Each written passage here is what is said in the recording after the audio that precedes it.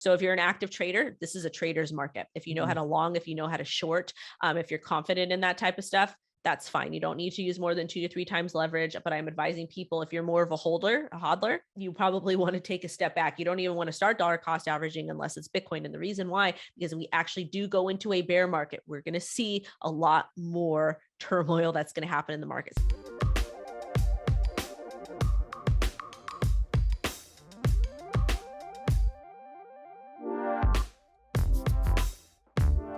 When you stay stagnant, when you stay stuck in your ways, what happens is you want to be right and you don't care about the truth. The market does not care about you. It doesn't care about your feelings. The name of the game is getting the bag. The name of the game is improving your quality of life. And the only way you can do that is by by profiting. And the best way to profit is by removing your emotions and paying attention to things and trading and investing with the market. I saw a video of yours where you were talking about Gala games. I'm so interested in what makes you so fascinated about it, your conviction behind it as well. I like it, but the way you talk about it, I feel that you've spent a lot of time learning more about Gala than everyone else. I've known the team. Well, I know some of the folks on the team, and I've been invested for a very long time. So I do want to disclose, I have a very, very, very large moon bag of Gala. That means I invested early. I was able to pull out my initial investment and pull out profit. So please understand, I'm very heavily invested in this. So now that that's being said, and I've been transparent, the community is absolutely amazing. They're super, super passionate. They really don't do a lot of marketing. It's more built off hype. They have so many different partnerships. They've got a partnership with Walking Dead. They've got a partnership with the devs from Call of Duty. They're going to be expanding and doing a lot of really cool stuff. I know a lot of people that play Townstar that are able to make like $100 a day by playing 30 minutes. And I'm being serious, for some people, that's a lot of money. I remember when I was working in healthcare, I was making $500 a week. So if I could play a game for an hour a day or 30 minutes a day and earn a wage from being at home with my daughter, that's really, really cool. Their NFTs are really awesome. A very good friend of mine, Oaks, she does a lot of gaming. She's really, really good at the spider tank. She's my best friend in real life. So I'm also supporting her too, because I'm like that. She's found her niche and that's something that she's super good at. And she beats all the boys. And I just think it's so cool. So I get to, like, me being part of the community, I get to support my friend. She has a bunch of Gala land for Miranda. Oh, wow. So I went ahead and I bought a tavern, and I bought, it's on I have a public domain at ENS, wendyo.e. So if you go to OpenSea or whatever, you can see all the public NFTs I have. So I've got a couple Miranda stuff there. I think just one NFT avatar, the tavern, and she said I could put it on her land. You mentioned that the community is amazing, the developers are amazing.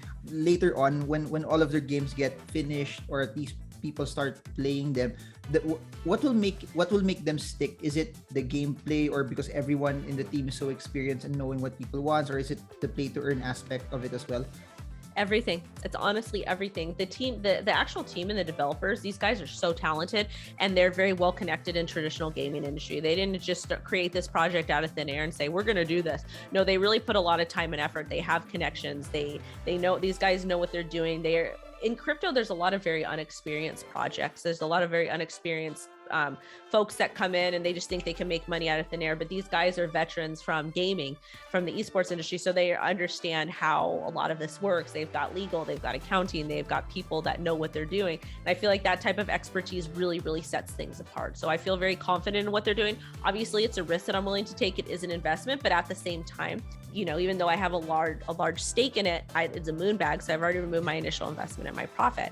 And it's just something that I believe in, and I want to kind of, I guess, bet on it for the future. Yes, I am invested in other metaverse projects, but Gala is by far my favorite. And I believe in it the most. And again, you guys, I am invested in this. So please don't take that. I'm not telling you to buy this right now either.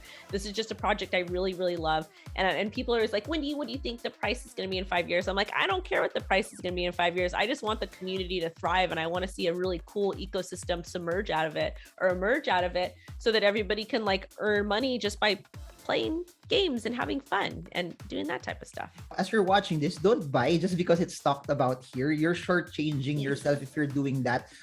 What I want you to get is to listen to what's behind the logic and the strategy on why she went into it. Because if you just buy just because it's spoken, then you don't learn anything. But when you look at what she's saying, it's something that you can template into different other tokens, the logic behind it. And that's what will make you succeed also, because what you learn here if you get the logic on how Wendy also analyzes her own tokens, you can do that 5 years from now, 10 years from now, 15 years from now. If she just gives you Gala, then that's it. It stops there. But if you get the knowledge behind it, that's what makes it interesting, because even after watching this video, after all is said and done, what you get from here is something that will help you above and beyond this. One of the things I want to say too, Gala has a really dope Discord, and I don't care if it's Gala, I don't care whatever project it is. If you want to invest in a cryptocurrency project, make sure you join their socials, follow them on social media, join the Discord, join Telegram, ask questions. That's why they have these public places so you can talk and ask questions to make sure that it makes sense for you. So join them and ask questions. And let's say you join Discord X, and like, let's say you heard me talk about Project X. So you join the Discord and you start asking questions and you don't feel comfortable, then that's a red flag for yourself. So maybe that's not a good fit for you. So just understand that just because something is a good fit for me doesn't mean it's going to be a good fit for you. That's one of my gauges now, Discord, in terms of how I would analyze things. First I said to myself, I'm just gonna use Twitter. I'm not gonna go to Discord. It's too cluttered for me. You have to do it though. It is so much bots. Yeah, no, I understand that 100%, but at the same time, anytime something is worth it or ends up being profitable or ends up being like a really like a good deal or whatever it is, you do have to put effort into it. Like let's say that you're feeling a little bit chubby. Well, guess what? If you want to get that summer body, you got to work out or you have to start eating healthy. Anything in life that's worth it, you have to put effort into it. Agree. 100%. Agree. So you got to join those pesky Discords and ask the devs questions. Make sure you understand what you're doing. I was leading to that because when you ask questions and you really see the people behind it, that they take the time to answer your questions, or at least they care. So I was in a launch yesterday. There was a problem with Uniswap when they launched something. They were very, very nice explaining everything, and they were very apologetic to people in the Discord channel on what was going on, which is good. Not like others. I've seen a lot where they don't really care. There's no updates. I think that's what separates the good ones from the ones that may not be relevant 5-10 years from now. Of course, it's always important to have people that are willing to answer questions for you. And like, for example, like if I pop into Discord, obviously because I do have a large following, they might treat me differently than they'll treat somebody else. So that's why it's important to do your own research. Like if you go into a Discord and they're not nice to you or they're not answering your questions, that's a red flag. So maybe stay away from that. I mean, it just kind of depends. So I always tell people that you're here to improve the quality of life of yourself and your family members. So always make sure to do your own research and make sure that it makes sense for you. I'm anon in my Discord, but anyways, how do you go about NFTs? What's your take in it? Are you just focusing on the NFTs that are highly connected to gaming, or there are other NFT projects that you also like, art, one-of-ones, PFPs? Or so the underlying technology behind NFTs I support, and I've always supported it because I think that musicians and artists, creators deserve better, and you're able to actually own the rights to your creation through NFTs. So I support the underlying technology behind that. I'm not a super big like degenerate NFT trader. Like I will buy NFTs, I'll hold them long term, and then I'll flip them when the floor starts to rise. So I'm not. I very rarely do mints. I'm very rarely in the Discords just because my time is like whatever. It's fun, but it does take a lot of work with NFTs. I do have some good ones, and my strategy with NFTs is the same strategy I have with trading. I'll buy a couple of them that I think are going to do well. I have a particular area where I'm interested in cutting my losses at, but what I'll do, the reason why I'll buy multiple is because I'll sell them when they double or triple, and I'll sell like half of them then. So then I'm able to keep a moon bag of other NFTs. So I have a particular project that I'm doing with now. I'm not going to say what it is because I don't want people to like jump into that because I haven't made my moon bag yet. And I don't want people to think I'm dumping my NFTs on them or whatever it is. I do deal with NFTs, but I'm not like super crazy with it just because I feel like the industry is still developing. I love them. I support them. I think the technology behind them is amazing, but I'm not like a big degenerate NFT person. I'm more of like a long-term NFT swing trader. Got it. When you take profits on cryptos, when you use those profits for crypto to buy NFTs, then it also takes some of the risk out of those NFTs as well, because you're also just somehow parking off whatever you siphoned off from the crypto space as well. Yeah. So I mean, I always try to do that moon bag strategy. It honestly works the best. You mentioned at the start that a large part of the crypto market is correcting. A lot of them are in downtrends right now. what would be your approach to this entire market? Say, we have more bad/bearish news that would come out that would cause people to stay in the sidelines. What would you do over the next quarter or so? So right now, I am advising a lot of no action to people. So what I'm seeing in the market is a lot of short-term bounces, and that's anywhere between 3 to 40% gains. We're not seeing the 2, 3, 4, 5, 10 times stuff like that. So if you're an active trader, this is a trader's market. If you know how to long, if you know how to short, if you're confident in that type of stuff, that's fine. You don't need to use more than 2 to 3 times leverage, but I'm advising people, if you're more of a hodler, you probably want to take a step back. You don't even want to start dollar cost averaging unless it's Bitcoin. And the reason why, because we actually do go into a bear market. We're going to see a lot more turmoil that's going to happen in the market. So you might think, yeah, I'm going to buy project. Like let's say project X goes to $100 and then it dumps to $10 and you're like, yeah, I'm going to buy at $10 here because this is the bottom. Guess what? It can still dump another 80% and it can go from $10 to $2. So you maybe want to take a step back and watch the markets. If you want to go ahead and stack some limit orders, that's fine, but understand that this stuff can go a lot worse. And when we were in an actual real bear market in 2018, it lasted for 1,015 days approximately. So it lasted for like almost 3 years.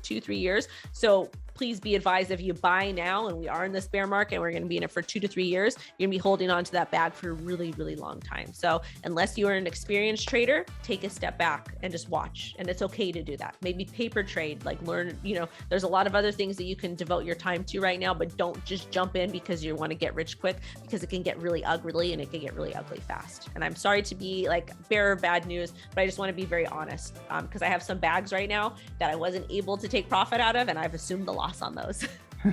but that's what's interesting about this. When people talk about crypto, they always talk about going to the moon, but there always has to be a balance to it. It's always risk and reward. It's always the higher the risk, the higher the return. The lower the risk, the lower the return. And letting people know about the possibility of their investments going down is very, very important. It's equally important because it doesn't always go up. It doesn't. That's just how markets work. Last two questions. The Fed and IMF/El Salvador, do you care about what they're saying? Does that influence the way you invest? Yes and no. So the IMF is another, I'm going to be very careful how I phrase this. The IMF is just another regulatory body that wants to dictate what we can and can't do with our money. So the fact that they're upset at El Salvador for accepting Bitcoin as legal tender or legalizing that tells you that they're a little bit nervous. Yes, so the regulation is coming. Yes, the Fed is going to make some different decisions regarding different things, which is fine. But at the end of the day, I think that with altcoins, it could impact those. But with Bitcoin, I don't think it's going to be that big of an impact. But at the same time, that's something that's still a risk that you should have in your trading or investing journal so that you can account for, because that's part of taking personal responsibility. Connected to that, are you moving to Portugal if things go bad? I don't know. I haven't decided yet. Maybe El Salvador. Who knows? I don't know. Final words for people who are no coiners that want to start investing or dabbling into the crypto market. Second, for people that are already there and are experiencing this downward pressure. If you are brand new and you want to get into crypto, a really cool thing that you can do with very little risk is you can, obviously it has to be disposable income. When we talk about disposable income, let's say you go to Starbucks 5 times a week and you spend $20 a day. This is just an example. Say, you know what? I don't want to go to Starbucks 1 day a week. So I'm not going to go to Starbucks on Wednesday. I'm going to take that $20. I'm going to go ahead and I'm going to start dollar cost averaging onto Bitcoin. There's multiple different crypto exchanges that you can do. Voyager, Celsius, Crypto.com, Gemini, FTX US, like there's a Coinbase. You can do a bunch from your mobile phone too. Obviously practice proper OPSEC. I've got videos on that, but you can go ahead and start dollar cost averaging $20 on Bitcoin. It's even better, 10 plus points if you utilize an exchange that gives you passive income. So basically you hold a certain amount of Bitcoin on that exchange that you're buying dollar cost averaging and you earn 3 to 6% APY. So then you're getting passive income just by holding. Or if you don't feel comfortable doing that, take disposable income, buy USDC, buy a stable coin, do the same thing, leave it on a centralized platform that gives you APY back. You can earn up to 10 to 20% depending on what platform you are. So that's a nice way to kind of get in the market without taking too much risk. If you're in the market now and you're down, I highly recommend that you take a step back when you're not feeling tired, hungry, emotional, fatigued, upset, whatever it is. No, I'm being serious with you, and come up with a plan, right? To keep track of what you did. why didn't this work? Why didn't it make sense? And maybe you need to cut your losses. Call your CPA. Does it make sense for you to take a loss here? That's something that you need to figure out to do personally. My finances are different than your finances, and I can't tell you what to do with your money, but I can give you I can say, you know, consider this, consider that, consider this, to kind of help aid in that. How can they get in touch with you? Where can they watch you? I know you're everywhere, but for those who have not heard about your channel, your platforms, how can they reach you? And I'll put everything in the description below, guys. But thank you. You'll learn a lot from Wendy as well. So go. Crypto Wendy O, everywhere. I've got a lot of impersonators. Please know I will never message you privately and say, ask you about mining, ask you about trading, anything. I adore you all, but I don't have time to message you. I have a wild 5-year-old that is probably pounding at the door for me. She thinks she's a unicorn sometimes a country singer. We don't know what I'm going to walk out there to, but I'm never going to message you. You can, we have a free newsletter, Wendy's white paper. Everything is on my YouTube channel. I've got a free website, Crypto Wendy O. That's where we have the newsletter as well. But I'm on Twitter, YouTube, TikTok, Instagram, and I think that's it. Thank you so much, Wendy, for your insights. And what's nice about this is we get to hear different perspectives in the market. And I hope that for everyone watching this, you find something that attaches to you, that I like what Wendy's saying more than Marvin, so I think I'll follow Wendy, and that's okay, because it's all about getting as much information and trying to marry that into something that will work. And I do hope that what Wendy said helped you, give you value, and would cause you to think and ultimately execute. So follow Wendy, subscribe to her channel, and if you guys have any questions, feel free to put it down below and we'll try to answer it as much as we can. We'll try to do our best to be able to give you as much value as possible. And I guess that's it for now. This is Marvin Germo. I hope this video helps you trade well, trade strong, trade smart. See you all again soon, and God bless you all.